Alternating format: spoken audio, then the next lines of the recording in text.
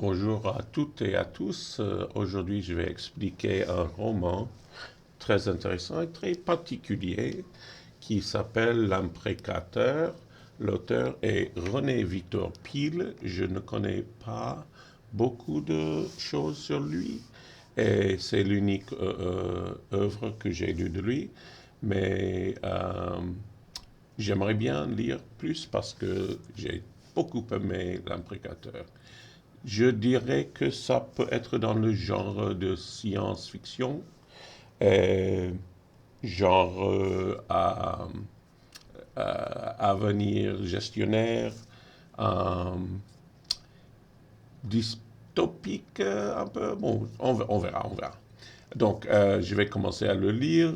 C'est dans l'édition de Seuil de 1978, il me paraît. Oui, c'est ça.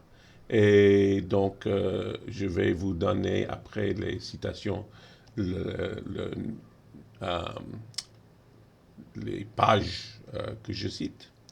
Donc, dans cette édition de Paris, est l'édition de Seuil de 1974. 14, pardon, pas 18. Alors, commençons. L'imprécateur de René Pile, c'est l'épopée moderne. C'est une épopée par la répétition stylistique et par le rapport du sujet au collectif. C'est une quête d'identité moderne, du narrateur et du monde qui décrit. C'est une crise du personnage et une crise idéologique plus vaste. C'est le mythe, fable même par sa morale, d'une société technocratie, gestionocratie, qui est un peu le nôtre et encore celle à venir, contre laquelle Peel nous avertit avec l'imprécateur. Le narrateur nous raconte une histoire qui est celle de l'effondrement d'une compagnie multinationale qui prétend à la gestion du monde entier. C'est aussi l'histoire de l'effondrement, manque de fondement, d'un système de valeurs qui est cette idéologie de vouloir faire du monde une seule entreprise. C'est une fausse utopie qui se découvre à commencer par se suer. Le jour où le monde ne sera plus qu'une seule et immense entreprise, alors personne n'aura plus faim, personne n'aura plus soif, personne ne sera jamais plus malade. Page 9. Mais c'est aussi l'histoire du narrateur lui-même, un roman d'apprentissage à travers lequel le narrateur se découvre et se retrouve. C'est un récit à la première personne réflexive, car le narrateur raconte ses souvenirs des événements dont il fut témoin direct, dit-il dès le début. Mais le narrateur semble souffrir d'une amnésie. Nous doutons parfois des observations du narrateur lors de la disparition des bougies, par exemple. Nous nous demandons même si ce n'est pas lui l'imprécateur. Mais nous dépendons toujours de la grille de son expérience qui interprète pour nous les événements réels et imaginés. C'est par l'écriture de cette histoire que le narrateur se retrouve. Ainsi, à mesure que le livre avançait, nous nous acheminons la main dans la main, lui vers sa fin, moi vers le guérisson 140. Il y a mise en abîme. L'histoire que le narrateur nous raconte se confond avec celle où se trouve le narrateur, voir par exemple la répétition de l'infirmière, des mots qui viennent d'écrire le narrateur entre chapitres 21 et 22. Puis, à la fin, quand le narrateur est guéri, on apprend qu'il s'appelle Pile et que c'est lui qu'on nomme directeur des relations humaines. Puis tout recommence. C'est la quête d'identité de l'auteur qui se cherche à travers le livre, à travers deux personnages. C'est le narrateur à travers sa fonction dans ce monde mythique qu'il va créer. Le langage qu'emploie Peel est à la fois le langage des entreprises, formule genre A, B et C, anglicisme comme staff, marketing, etc., compliments obligatoires et discours professionnels trompeurs, mais que tout le monde sait déchiffrer. Mais le langage devient de plus en plus mythique, irrationnel, le remarquent les personnages, à mesure que la fleur s'élargit. Il s'annonce dans le début avec la coïncidence de l'apparition des scriptures rouleaux, la mort d'Argangrude annonce une ascension prochaine, puis l'apparition de la frôleur châtiment du ciel ou d'enfer, et l'on sait que tout va s'effondrer. Les symboles se multiplient, qu'il s'agisse des Seven Majors ou des Manitou au nombre de 12, comme les 12 disciples. Les Seven Majors sont les 7 plus grandes entreprises mondiales qui s'occupent du pétrole et que Peel compare aux 7 grâces. Puis, frappant encore, sont ces 12 cadres de Rosserie et Michel International transformés en Manitou, en robes bizarres, numérotées, occupés à boire du vin et à manger un cochon rôti, ivres à chanter, Seigneur et les galettes Boron exportant dans la cave de Goulim, Gollum. N'oublions pas non plus le mystère autour de l'imprécateur. Il est découvert au moment même où Portal récita le Notre Père. L'entreprise devient un icône. Le cash flow est sacré. 256. C'est l'épopée qu'on lit par ses répétitions constantes. Rosalia et Michel, immeuble de verre et d'acier, au coin de l'avenue de la République et de la rue Oberkampf, non loin du cimetière de l'Est. Il y a des éloges du capitalisme, des moments de transport, surtout lorsque notre narrateur est nommé directeur tout court. L'hystérie a crié « Nommons-le ». Je pris soudain conscience qu'un fait considérable s'était produit. Je ne pensais pas à ma promotion, inattendue, mais au langage utilisé pendant près d'une heure. Que c'était curieux, note de Ionescola, que c'était curieux, des gens aussi peu fantaisistes que les Américains, Dunham, Roustev, élèvent la voix, presque chantent. Nommons-le, nommons-le. Tout juste s'ils n'avaient pas gambadé, effectué des pirouettes. Moi-même, j'hésitais à me souvenir des paroles que j'avais prononcées. Ma comparaison avec les chevaliers du Moyen-Âge me sembla ridicule. Étions-nous ivres? 113. Puis le narrateur intervient pour nous apprendre que c'est dans cette hystérie qu'est conçue la nouvelle idéologie. Or, c'était le temps où les pays riches, hérissés d'industrie, tout fous de magasins, avaient enfin découvert une loi nouvelle, un projet digne des rudes efforts imposés à l'homme et consenti par lui depuis des millénaires. Faire du monde une seule et unique entreprise. 114. L'entreprise est assimilée au gouvernement et à la justice même au moment du tribunal jugeant l'imprécateur à mort. Oui, crée-t-il, je vous parle pour la première fois de la justice d'entreprise, car sans doute vous a-t-on appris bêtement qu'il n'existait que deux justices acceptables et souveraines, celle de Dieu et celle des hommes, des États et de leur tribunal civil et militaire. Bientôt, messieurs, ricana Ronson, attendez-vous à la troisième justice, c'est de l'entreprise mondiale. Souvenez-vous le jour où le monde ne sera qu'une seule et immense entreprise. Alors ce jour-là ne régnera plus sur cette terre qu'une seule et unique justice, la nôtre. Celle de nos sœurs multinationales unies à nous. 232. Il y a quelques références militaires aussi, comme l'idée d'une plaque pour édifier le lieu de la mort d'Arangrud comme un monument de guerre. L'entreprise sera assimilée aussi à l'Église, clairement dans la scène lugubre de la cérémonie funèbre au foyer de l'entreprise même, de l'immeuble de verre et d'acier, éclairé de bougies autour du cercueil du cadavre d'Arangrud. Je contemplais sidère cette étrange cathédrale. L'image de la mort bivouaquée en pleine nuit au rez-de-chaussée du siège de la filiale française de Rosserie et Michel International dansa devant mes yeux et kaki et douloureux. Je battis des paupières et perdis connaissance. 63. L'idéologie nouvelle risque de tourner en dogme dangereux totalitaire. Les Manitou se décident en faveur d'un tribunal d'entreprise. Il reste que le débat qui se déroule ce jour-là à Angoulême traduisait à la perfection la mentalité des cadres d'État majeurs de ce temps-là. Dans le meilleur des cas, ils prenaient conscience des dangers qui faisaient courir aux libertés un monde axé sur la production, la vente et la monnaie. Mais ils ne trouvaient jamais les ressources nécessaires pour pousser jusqu'au bout leurs analyses.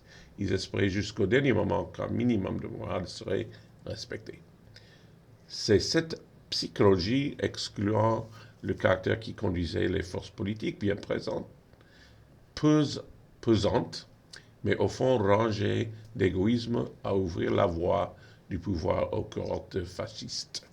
Et quand celles-ci se furent emparées des leviers du gouvernement, elles oppressèrent aussi celles-là. Combien de démocrates chrétiens ou autres regrettent alors d'avoir transifié avec les scélérats-de-bottes, mais il était alors trop tard pour pleurnicher. 247. Puis il nous avertit contre de nouveaux crimes qui s'annoncent. La raison d'État avait déjà, durant des siècles, fait couler beaucoup d'encre, suscite beaucoup de polémiques, sauvé bien des nations, mais aussi couvert beaucoup de crimes. Voici qu'on cheminait lentement mais sûrement vers la raison d'entreprise. 246. Les crimes se tarderont pas.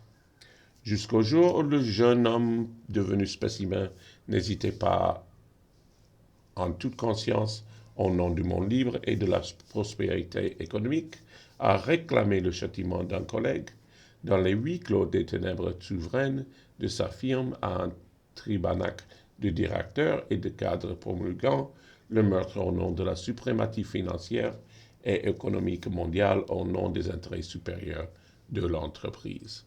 Ce huis clos n'est pas celui de Sartre, bien sûr. 246. Il y a totalitarisme, hiérarchie et despotisme. Les présidents et directeurs généraux de cette époque pouvaient, à l'instar de Néron ou Dracula, se permettre toutes les fantaisies sous les yeux de leurs cadres les plus intelligents, sans que ceux-ci réagissent, tant il était vital pour eux de conserver leur haut salaire. Les démocraties occidentales avaient donc leurs despotes, mais au lieu de ceux-ci fussent logés dans les palais d'État, ils trônaient dans d'immenses et luxurieux bureaux au fait de leurs immeubles de verre et d'acier. La maladie se propageait aux étages inférieurs, car chacun s'estimait le roi de quelqu'un d'autre. Cette consternante psychologie de commandement influença lourdement le processus de dégradation que rongea la foi des pays libres. 103. Les rouleaux sont aussi des avertissements et éloges ironiques contre ce totalitarisme d'entreprise. Ils savent que les idéologies ne présentent d'aucun poids dans les rapports entre les États ou collectivités humaines et qu'en définitive, chacun se réconcilie avec chacun devant un bon sac d'or. 223. Dans ce monde, tout est réduit à sa fonction dans l'entreprise. Les hommes ne sont plus que des personnages curriculum vitae. Saint-Rémy, directeur général de Rossi et Michel International, né à Poligné, dans l'Indre, ancien élève de l'école de travaux publics, diplômé de l'Institut d'études politiques de Paris, Master of Science and Technology du Massachusetts Institute, stagiaire de première catégorie à la Ball Foundation, lauréat de la Business School de Harvard, chevalier de l'Ordre national du mérite, Saint-Rémy donc avait... Page 5. Les cadres Manitou seront identifiés que par leur nombre, en ordre d'ancienneté. Ce sont des pièces dans le jeu. Chacun place ses pions. 251. Même les objets prennent leur sens que dans le contexte d'entreprise. Tout est le cas pour le camion qui tue en gratitude. Tel est le cas pour le camion qui tue en gratitude. Il y a tout simplement énumération des personnages et des objets ayant importance dans le rapport à l'entreprise. Quelques minutes plus tard, Henri Saint-Remy me confirme au téléphone la mort de Roger Angeretud, 34 ans, sous-directeur du marketing pour le Benelux, ancien élève de l'école des hautes études commerciales de Jossas, ancien et brillant chef de produit de la société Corvex. Deuxième en Europe pour les charcuteries sous cellophane. Mort 30 minutes après son départ du bureau sur le périphérique nord, tempé droite enfoncée à la suite d'une collision avec un camion fabriqué par la société Sontanel, quatrième en France, roulant dans le compte de la firme Hamel Frères, deuxième société française de transport routier. Il y a une œuvre de Raymond Queneau qui s'appelle Exercice de style, dans lequel il narre le même incident dans beaucoup de styles différents, dont un des styles est précision et qui se lit presque exactement comme ceci. Et combien de mètres, quel était le nombre de plaques du bus, etc. Les hommes n'agissent plus qu'en fonction de leur fonction dans l'entreprise. Il incombait au directeur adjoint des relations humaines de régler ces questions au mieux des intérêts de la firme. C'est le narrateur qui parle de lui-même. Les cadres sont convoqués aux obsèques au nom de Saint-Remy, donc de l'entreprise, donc de leur nom même. Ils seront même obligés d'imiter Saint-Remy. Le langage même y est soumis. Saint-Remy me posa la question qui convenait à ma fonction. Page 11. C'est le totalitarisme, nouvelle fois du management. Il s'ensuit un nivellement général des comportements des idées, et tout le monde commençait à se retrouver dans le modèle de sa fonction. C'est ainsi que pour un grand manager, il n'existe aucune différence entre les religions, les régimes politiques, les syndicats, etc. C'est pourquoi tous les managers du monde, russes, américains, africains, asiatiques, européens, se ressemblent, pensent de la même manière. 28. Cela devrait apporter l'utopie. Les antagonismes politiques cèdent le pas à la circulation pacifique des capitaux et des marchandises, ce qui forcément ne peut conduire qu'à l'harmonie et la fraternité mondiale. 29. Mais Pierre nous avertit contre cette utopie totalitaire au moment de la décision du tribunal d'entreprise. Peu de ces messieurs échappaient à ce moulot, fond duquel se perdait l'âme des citoyens. 246. Il nous avertit contre l'apathie, fait appel à nous directement, ironiquement, ici comme dans les rouleaux. Oui, sachez tout cela, hommes et femmes de cette fin de siècle. Allez à votre travail en paix. Abritez vous derrière vos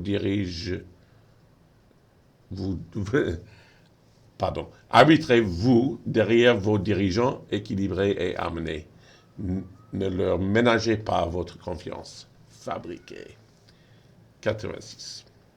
Il ne ressent que des hommes dossiers, comme en démontre l'attitude du narrateur quand il va visiter la veuve d'Angeretud. Les Angeretud occupaient un appartement de 5 pièces sur les collines de Saint-Cloud. Il l'avait acheté à crédit. J'en savais long au sujet de leur situation dans ce domaine, puisqu'en ma qualité de directeur adjoint des relations humaines, j'avais été amené à superviser la construction de leur dossier. L'entreprise leur avait avancé de l'argent pour compléter ce qu'on appelait à l'époque l'apport personnel.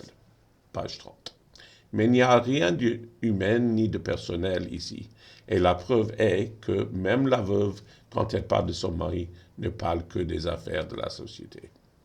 C'est l'imprimateur Saint-Remy qui transformera le défunt, même si ce sera un mythe, dans son discours aux funérailles. Angeretud prenait figure de symbole 97. C'est en vérité de l'imprécateur que ça remet pâle.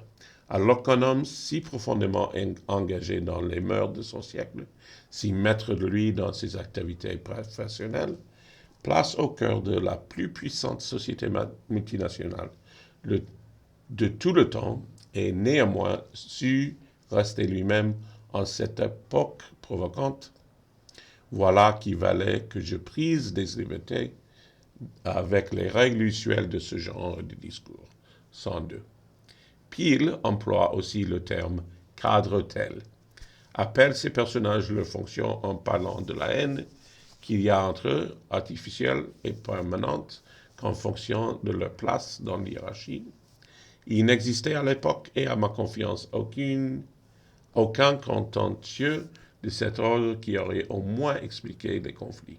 Leur intimité fondamentale venait de ce qu'ils étaient tous des cadres d'état-major, des cadres du staff, pour reprendre le terme des théoriciens de l'époque, tous salariés par Ossery et Michel, tous semblables, sachant et ignorant à peu près les mêmes choses, promis au même type de réussite, soumis aux mêmes aléas, rapidement bloqués par les mêmes limites. 46. Décidément, le nivellement n'apporte pas l'harmonie. Pile, pourquoi en parlant de leur domaine et des chiens mordants. En même temps que les êtres humains sont déshumanisés, réduits à leur fonction dans l'entreprise à grande E, est personnalisée. C'est un être vivant dont la fleur est une maladie. Cette dent horrible qui tumifie le sous-basse et poursuit les entrailles de notre entreprise. 86. La cave où il y a les archives et le grand ordinateur où a lieu les fêtes et cérémonies, et le cœur et où les entrailles. Il faut réduire cette fleur comme on réduit une fracture. 160. Le paradoxe est que cet nivellement n'apporte pas l'harmonie. Il apportera l'hystérie. Des voix s'élevaient plus haut que jamais pour dire « Aujourd'hui, il n'y a plus d'élégance. L'émotion et le verbe doivent être proscrits. » 207. Impossible. Dès que l'entreprise est transformée en idéologie, totalitaire d'ailleurs, il y a émotion et éloquence. Si une entreprise avait son corps avec ses machines, son administration, sa gestion, ses travailleurs, elles avaient aussi son âme, son esprit. Au même titre qu'un individu, une entreprise pouvait donc être sensible à la peur, à la magie, à la superstition. 235. L'entreprise est fragile car elle manque en fait de vraies relations humaines. On nous impose un traitement jadis infligé aux Indiens par les marchands d'armes américains. On nous saoule, on nous drogue, on nous place dans une situation intenable, car on fait appel à des réflexes que nous n'avons pas, ou que nous avons perdus. L'audace verbale, le défoulement contrôlé, la folie guette notre firme. Elle n'est même plus aux portes, elle est dedans. 136. Elle est fragile aussi car la machine est trop complexe, inhumaine, ne correspond plus aux besoins humains, ayant créé une normalité superflue. Nous sommes voués en effet à fabriquer n'importe quel produit pourvu qu'il soit nouveau, faute de quoi notre système est ainsi fait qu'il s'écroulera à la moindre faiblesse, au plus petit rat. L'industriel qui, l'année prochaine, ne trouvera pas son nouveau produit et son nouveau marché est condamné. Trouvez-vous cela normal d'inventer sans cesse, non pour satisfaire les besoins, mais nourrir la machine économique? 137. Peel critique la société de consommation qu'il estime avoir vécu au-dessus de ses moyens. Le narrateur n'est pas l'imprécateur, mais on se trompait encore et plus lourdement en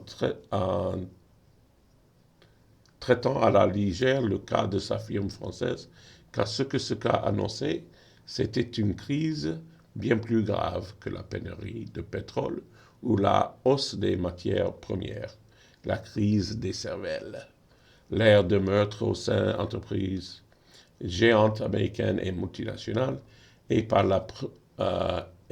là l'ère du meurtre dans les sociétés post-industrielles, mal assises sur leurs ordinateurs, suantes des richesses volées. 199. Puis nous avertit que nous dirigeons mal notre société. On dit à Saint-Romé lors de l'accident de drogue de sa fille que vous dirigez mieux vos affaires que vos enfants. 55. Mais les deux vont ensemble. Il me semble pas vrai qu'un homme uniquement préoccupé par l'argent puisse aimer vraiment sa femme et sa famille. Et il me semble clair que aucune société éteinte au cerveau ne peut conserver un grand cœur. Ainsi, créer des emplois, assurer la prospérité économique ne vaut que si les intentions altruistes et le cœur y sont. On dit que seul compte le résultat, que si les hommes froids et méprisants amoureux seulement de eux-mêmes et de leurs machines augmentent les allocations familiales et diminuent les impôts, eh bien, ils sont honnêtes et bons.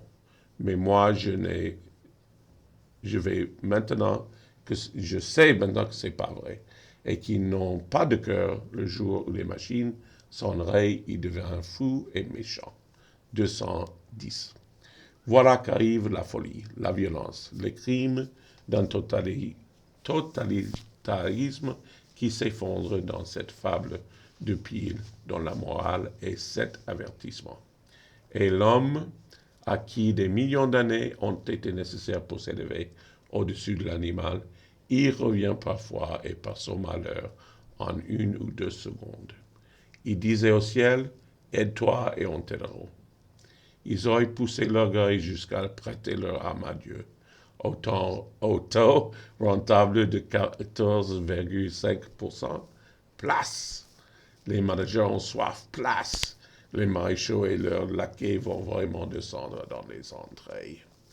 Terre et s'abreuver dans le noir. Laissez-les boire. 55. Certains en pourrissent autant et aussi vite que leur corps.